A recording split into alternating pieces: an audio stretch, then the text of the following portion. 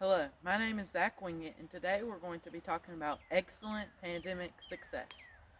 1 year ago, COVID-19 changed everything for everyone, and you could not always depend on the grocery stores to get the things you need.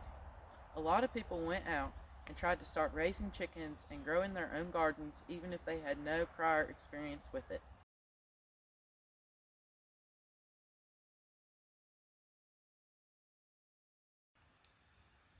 We all know about the limits in the grocery stores, especially toilet paper, and even today in our areas, things such as chest freezers are still hard to get.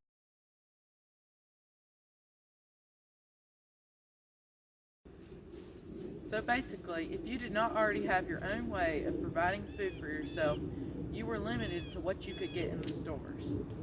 In this presentation, I will be showing you how to be more self-sufficient in case something like this happens again in the future. Thankfully, when the pandemic hit, I already had a garden and some chickens. This helped us economically, it helped in the environment, and it also helped our community. Now I'm going to let my chickens out of their coop.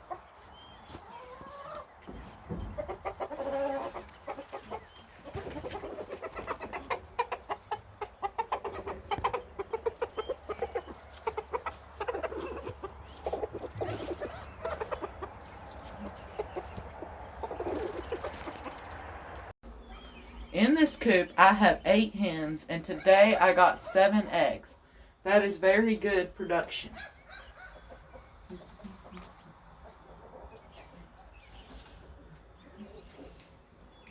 During the pandemic, I was able to greatly expand my chicken business.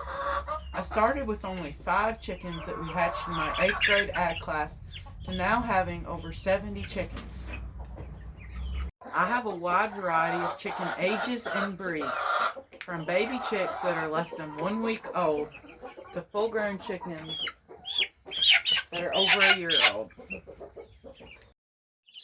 This is the second batch of chicks that I have hatched in my incubator. They are 1 week old and there is 24 of them.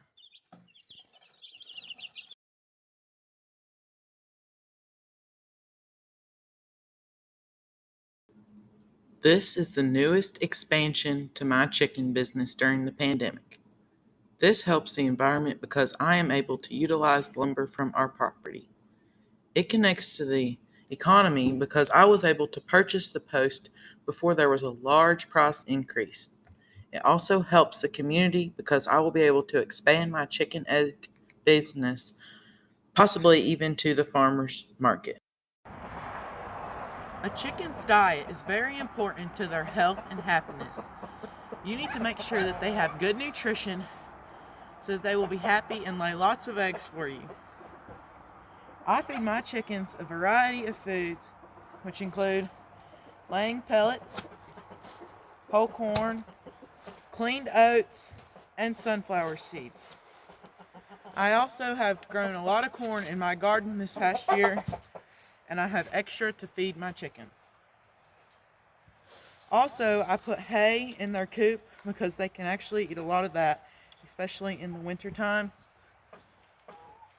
And I give them calcium in these oyster shells to make sure their eggshells are strong.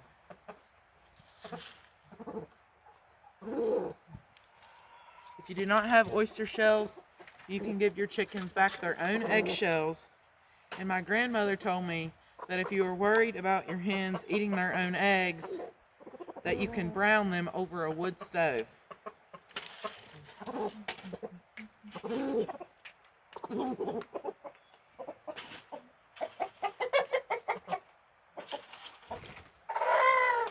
Back in my garden to talk about some of the greatest uses for chickens. As you can see around me on the ground are eggshells that I have put onto my garden to use as calcium and provide other essential minerals for the ground.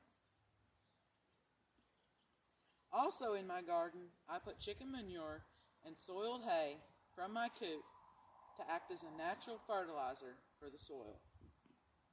This is good for the environment because you do not have to buy inorganic fertilizers from the store, and you're using what you already have and you are saving money. Growing in my garden and all around my house are wild onions. You can use this as a supplemental feed for your chickens, as well as any food scraps that you have from your kitchen. This is a great way to help the environment because you are not throwing away food and you are making use of everything that you have.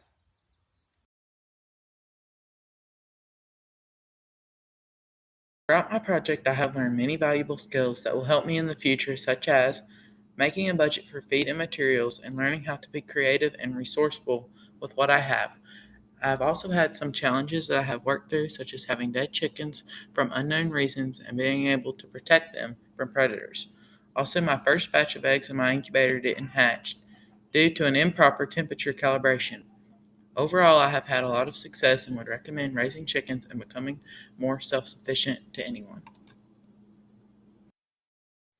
This is a 4 foot by 4 foot chicken coop that I have built out of almost all recycled materials.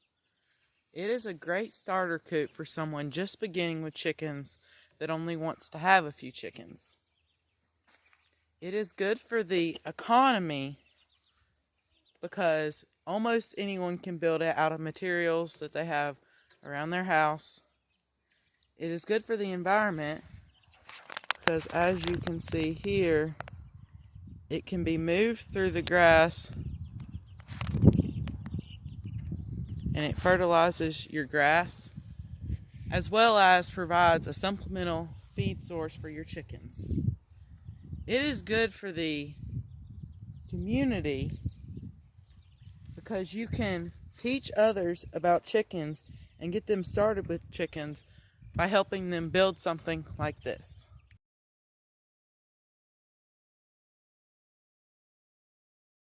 I am now going to talk about a chicken's life cycle. Chickens start off by hatching out of an egg hatched in an incubator or under a broody hen. Remember, if you ever want to hatch your own chicks, that pointy eggs tend to be roosters. Once they hatch, they're a little chick slightly smaller than this one. A few weeks after hatching, your chicks will have almost all of their adult feathers, just like this one. At this point, there is almost no more need for supplemental heat from heat lamps or from the chicken's mother. This is the next stage of a chicken's life cycle. This is a young hen called a pullet. She is about 8 weeks old. At this point, you can easily distinguish them between male and female. If they are a male, they will have a tall comb that is also darker, as well as their wattles.